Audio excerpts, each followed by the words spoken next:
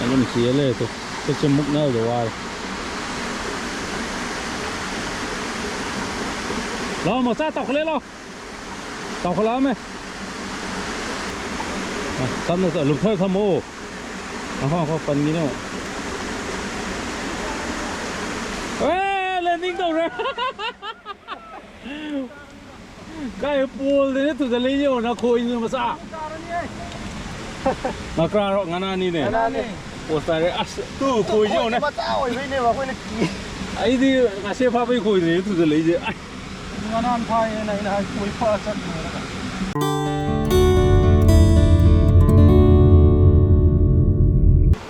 Hello guys, good morning. Welcome back to Barrage Manipur channel. I know hozik laser wasi koi gi ithai Barrage. Direct ithai Barrage ki ising thadokhom do dam gi. Adu gi ma khom mak ta dani. Ngasi ai ga koi chop lang min ai nong cha si le re ma start taw re. Adagi da bing ki lenin khuman mai thei amadi mosa. Mai am si loi le. Sa kai sembi no. Dr. Lenin ni koi ama Nganan na thatre na. Dr. Lenin kuman mai te Nganan thatre kai no. Nganan grass ka. Mai nga ta no udri ba. Udri ye. Sana nga da. Ha? Sana nga ito. Sila bera kan ni mo yun. Sana nga para ba. Hi putal ga. Ah hi ka sin yo khele. Koi le ni. Koi am le ni da. Koi mga taruk le bana dai do.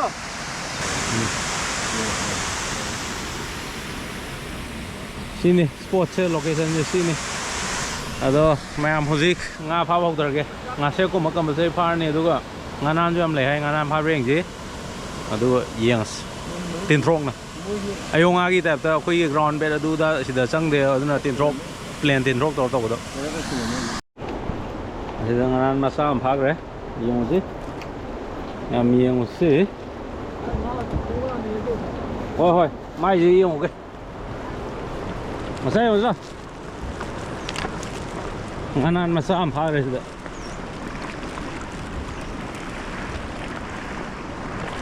nga khao yar bo nga khao am ti yang hoge sis mai Nganan masai lok thok tri ya sis sai sai tu ling mai masi fazer Brother min tu kai ojit Ramesh Brother Ramesh ki ju masa ma saruk tung re ngai bo kal ladi anam pha kan hi da ai ding se wen thau ge ai to oh ai choi don to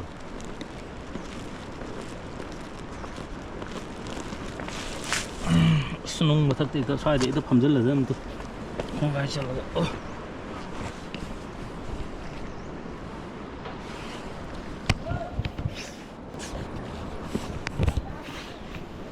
Hold đâu anh tàu về đi.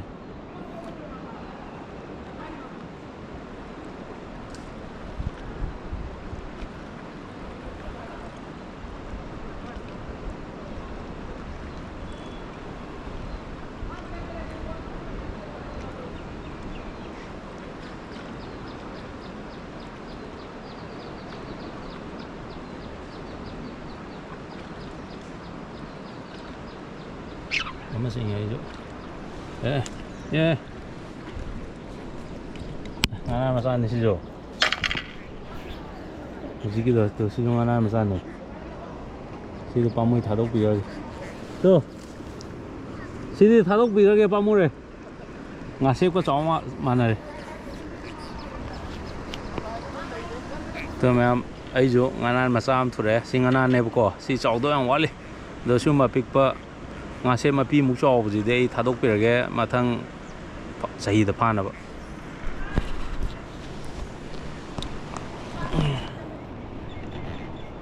sim di thadok pi re Nganan ne si jo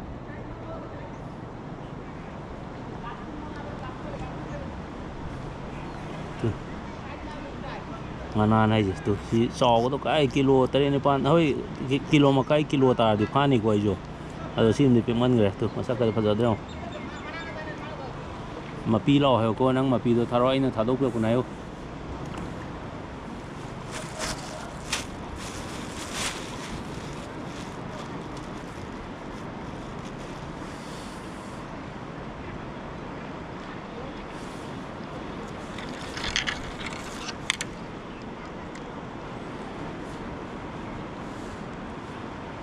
또 아니 가서 파비 세팅은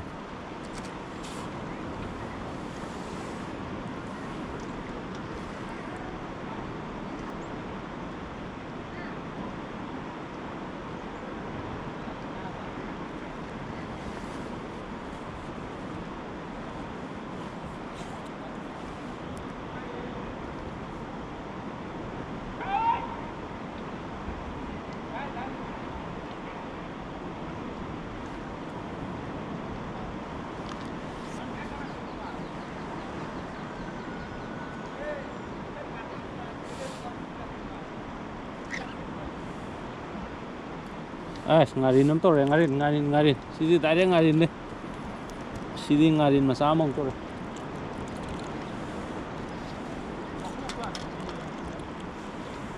si yu dan sidi ya sidi yu yi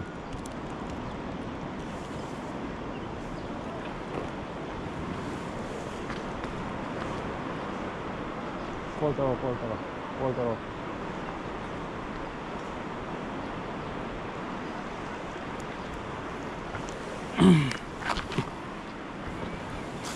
ngarin ni dai serang ya hapsa lo to sidi pa yot kre sidi hello ai khoi ngasai gi setting asem do adu ju pai bi ro nang ju lo na sida ai thada banganan macha am phare thadokre misi da ni pik malin thadokhen em video do di or ngarin ga thuiba nangi pool duga degi nang langthokna ba ma duga pai ro ai ju langthokna ba ma da ngasai asemam le hubdo adum pai biro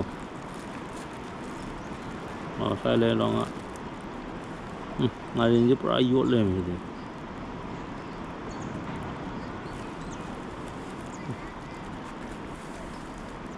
done na hom to ka do na do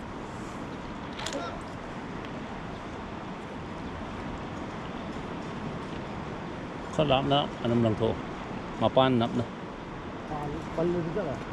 không để ai vô đâu nè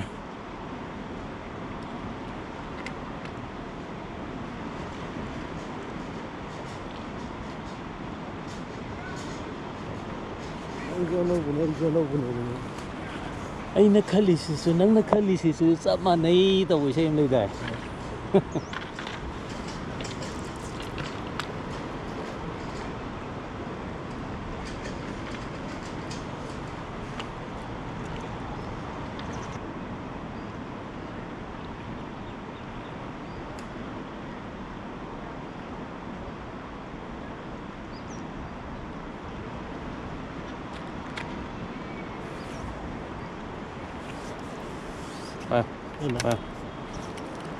Palle na bizo. Kron to. Ko ju phare nga nam sa. Shu ma thu jalam ni loksan de a rồi. Anta Yang lo ko ya.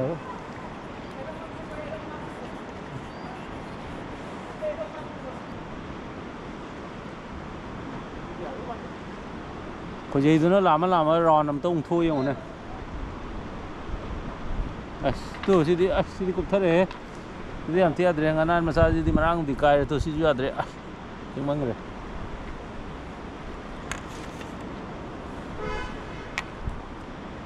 sidi ong thadok phi ta ne kape masagi khoi dam yo re nganan ong tu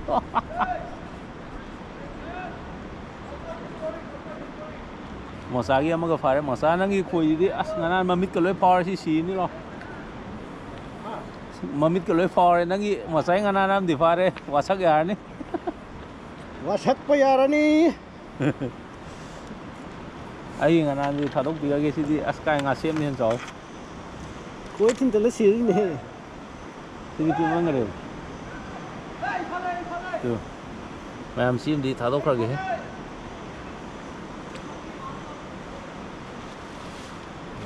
Ana ni ni ha. Jinjo. Nungam. Serang do nungam ni sel thadu zo. nó phải con to này nâng là khai soi nâng lên cái lỗ mà sai khối nhân tộc lấy nè làm to video nắm mìm này on quạt làm to lắm muốn à mà sai dòng có tộc lấy em em tu quạt cáp để xin được to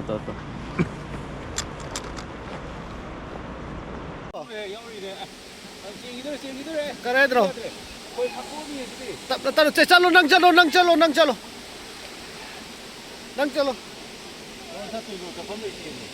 mathak ta chalo dum yano tap na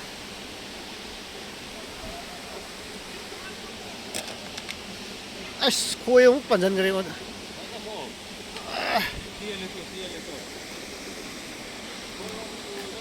kai nga no yo hai bet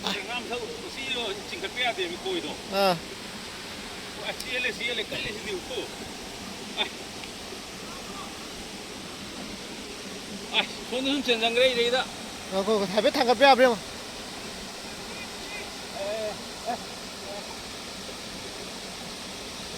해배 탄가 빼야 버려. nga masak tu ado dum nya lu ko ason chalangi no mamai lai ngamre ngo mamai lai ngamre ngo nga gen ko chen sia le tu ma masak u ge phang dri masin dom tu ngam sa u ge phang dri kai nga no ti khang de tu pol de ne mi ai nga se pha da tu ga lai ne mi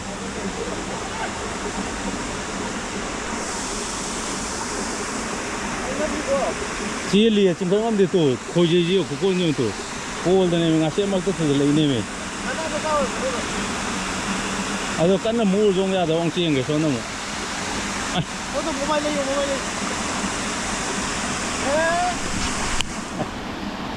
rồi nó nông rồi khôi tu chứ mà sao này mày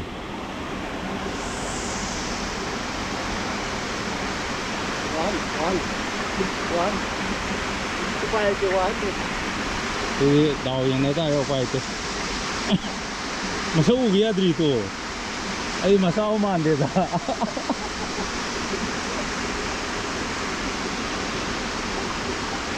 tu nga thì em ta mà sao u kia sẽ phăng được ya ba đi cái phá đi đâu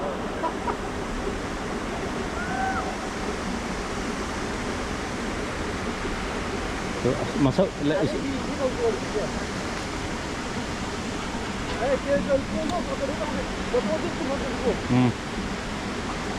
masuk am tadi yang hoge da ngaje masuk am tadi hoge da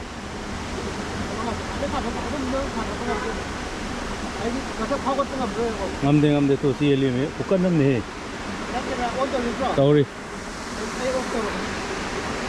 nam mo ke da ke masam tinggi oh nganan yang jauh nanti dah pola ini dah aduh ngaku nak tu kai nang kai hau ni long dah apa nanti mo kesi dah nganan ai pol tu ini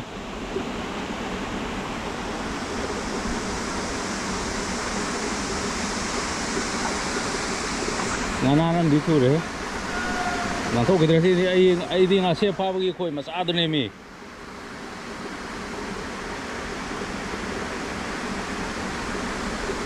Nganan ni,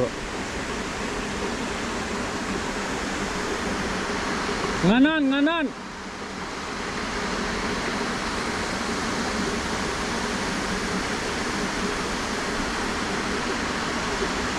Alam siapa itu? Sesumuk na luar.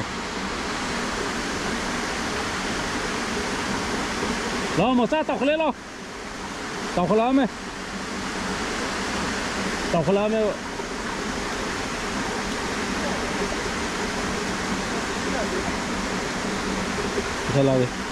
Lúc lên. Tắm nó lục thôi thăm ô. Không phần gì đâu. Landing đâu rồi cái pool đấy tụi lấy nhiều nó khôi như mà sao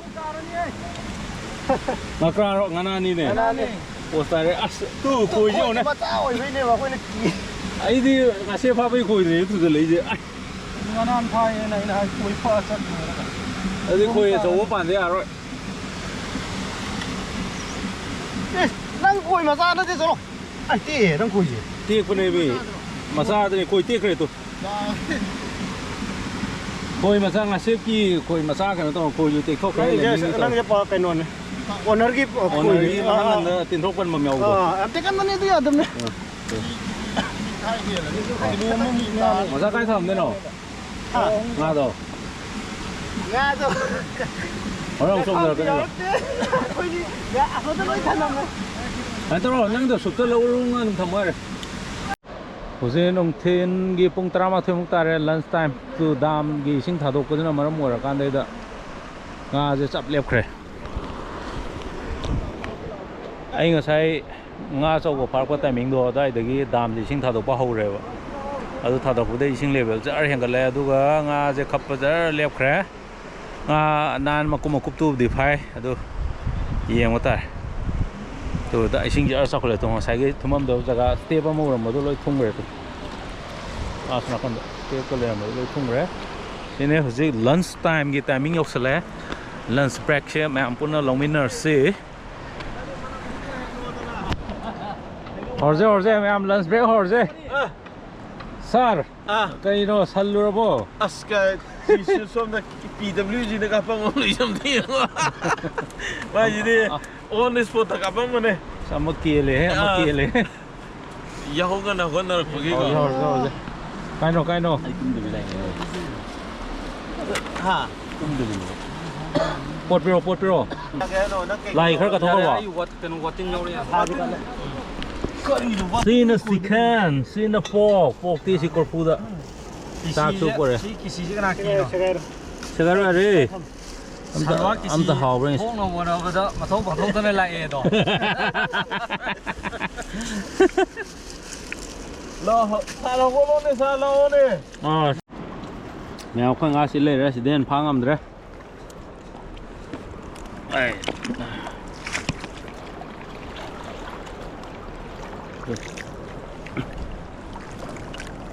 Nga di le hingi nga di side yori ba anan je side na phao ngamdre masam sa khar ji ga mam sine nga si khoi gi nga adu nga safety side yokte ko nga safety chirang da hapaga tonga na yori nga sep aijo phanam phare adu nga nan dai ta sing nga ta ne adu ne inong cha gi nga sai gi inong cha gi nga ma nga sai pha gi nga linen gi nga yellow pha gi do o dre adu ga inong cha na ko ma pha gi nga du di mam yang hore sin si mga bit to rin sa loboy nung ay fazer